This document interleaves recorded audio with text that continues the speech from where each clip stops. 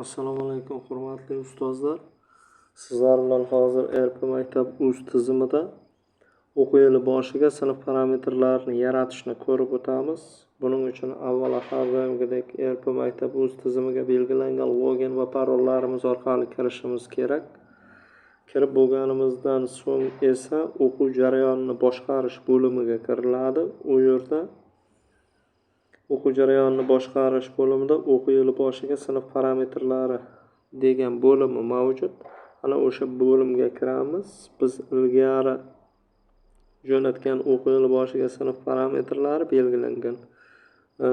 Demak 2022-23 o'quv yilida birinchi, 23-24da ikkinchi hamda 24-25 o'quv yilida uchinchi bo'lib belgilangan va 3 marta jo'natilgan. Buning uchun endi biz nima qilamiz? 2025-26 o'quv yilida o'quv yil boshiga sinf parametrlarini bajarishimiz uchun albatta yaratish tugmasini bosamiz. Bizda ilgaridan 3 marta jo'natilganligi uchun biz raqamni, hujjat raqamini 4-chi qilib belgilab olamiz.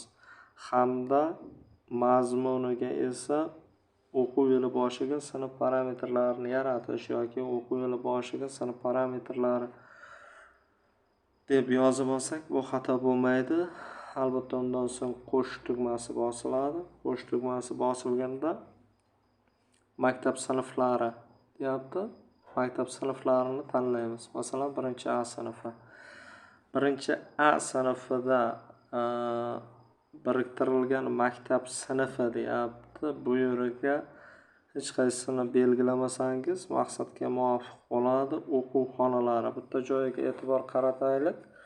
RP maktab uz tizimida o'quv xonalarini yaratish degan joy boshqa bo'lim mavjud. Ana o'sha yerda birinchi A sinfiga birinchi xona yoki birinchi B sinfiga ikkinchi xona qilib xonalarni alohida belgilab olsangiz maqsadga muvofiq bo'lar edi. Ya'ni sinf parametrlarida yaratishda umuman qiynalmaysiz. O'quv xonaga birinchi A sinfiga birinchi xonani belgiladi.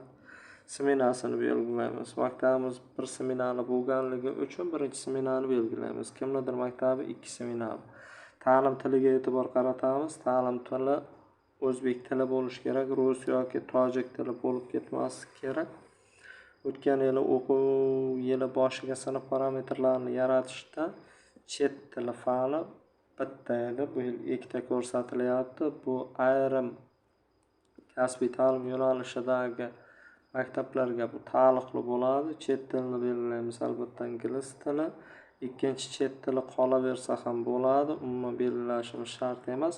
Hamda bizdan o'quv reja turini so'raydi. O'quv reja turiga umumiy o'rta ta'lim muassasalari uchun 2025-2026 o'quv yiliga mo'ljallangan tayanch o'quv rejasi. Albatta o'zbek tili degani bo'lishi kerak hamda tasdiqlash tugmasini bosamiz. Undan keyin ikkinchi sinfimiz.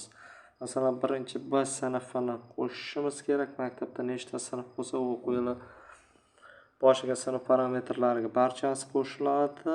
Misol tariqasida, masalan, menda 10A sinfi bor. Bu 10A sinfi kasbiy ta'lim sinfiga mo'ljallanganligi uchun ana o'shani ko'rib o'tamiz. O'quv xonalari 20-xona, smenasi birinchi smena, ta'lim tili o'zbek tili, chet tili ingliz tili hamda o'quv turi.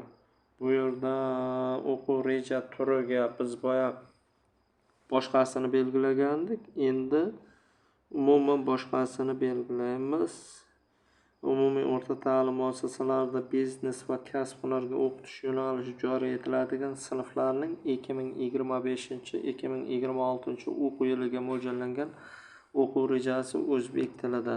Biz bekorga buni tanlamadik. Sababi maktabimizda 10-sinflarda kasbiy ta'lim yangidan joriy etilganligi uchun buni tanladik. Bunda tayanch o'quv rejasida, ya'ni 152-sonli qarorning 7-ilovasiga binoan ayrim fanlar qisqartirilgan, ayrim fanlar esa qo'shilgan.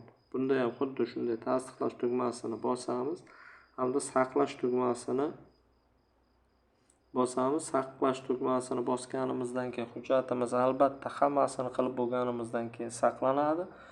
hamda mana saqlandi. Bu yerda tasdiqlash tugmasi bosiladi. Tasdiqlash tugmasi bosilgandan so'ng esa UZOSPOga yuborish tugmasini albatta bosamiz. Hammaga rahmat e'tibor uchun.